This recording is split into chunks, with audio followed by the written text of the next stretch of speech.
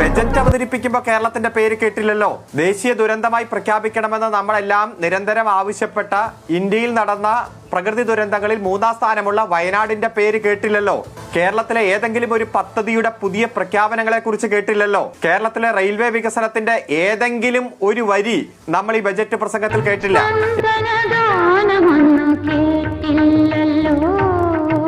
വയനാട്ടിനൊന്നും തന്നില്ലെന്ന് മാത്രമല്ല, വിഴിഞ്ഞം 5000 കോടി രൂപയാണ് നമ്മൾ പ്രതീക്ഷിച്ചത്, ഒന്നും തന്നില്ലല്ലോ.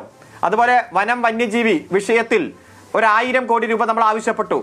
24,000 കോടി രൂപ മൊത്തത്തിൽ ആവശ്യപ്പെട്ടിട്ട് ഈ കേരളത്തിന് മാത്രം ഒരു പാക്കേജും ഇല്ല. ഇത് മാത്രമല്ല, മറ്റൊരു മേഖലയിലും കേരളത്തിന്റെ ആവശ്യങ്ങൾ പരിഗണിക്കുന്ന സാഹചര്യം ഉണ്ടായില്ല. മിണ്ടാതെ ഉരിയാടാതെ